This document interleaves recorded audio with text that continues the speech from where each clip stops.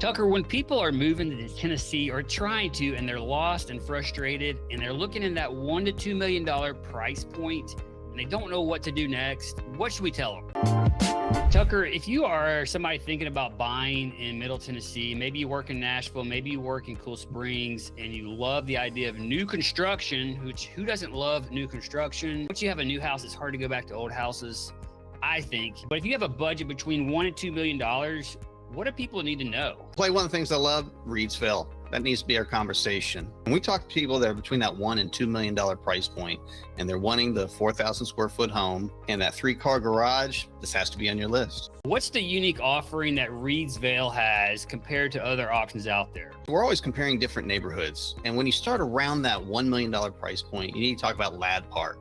It's near I-65, easy access to the interstate, Publix, Starbucks, but then your lot is kind of small. So if you're wanting a little bit more elbow room for your yard and for your swing set, you want a little bit more space. Marlow, because you're gonna get a little bit bigger yard, nice flat topography, but it might not be the big enough home.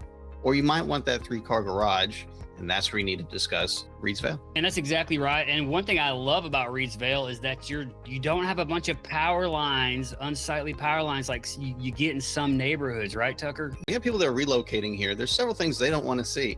They don't want to see the industrial power lines, which you do not see in Reedsville. You feel like you're out in the middle of nowhere. And the other thing is people don't really want to hear interstate noise, and you don't have that. So you're able to be tucked away in a neat neighborhood where it's nice and quiet, but you're only 10 minutes away from the interstate and grocery stores. You're probably going to go to the Kroger on 96, which is right there. Obviously, you got the Starbucks. You have several different restaurants right through there, and you're not that much far away from the downtown square in Franklin. Yeah, it's really within striking distance of all that Cool Spring stuff, all the downtown Franklin stuff. And, even getting to Nashville, you can make that commute. I think a lot of people who live in there are probably going to be commuting to downtown Nashville, I believe. But again, I think it's the people that really want that new construction. And once you go in there, you're like, man, this is actually a very nice neighborhood. The amenity center, as you know, is finished up. There's a pool. It's just absolutely beautiful. What else is attractive about this neighborhood? To me, it's really going to be the flat lots. So if you want the yard, one thing we struggle with here in Middle Tennessee is really finding that flat yard. So when you go out to Durham Farms,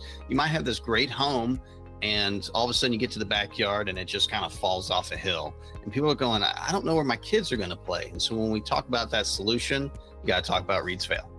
Well, exactly right.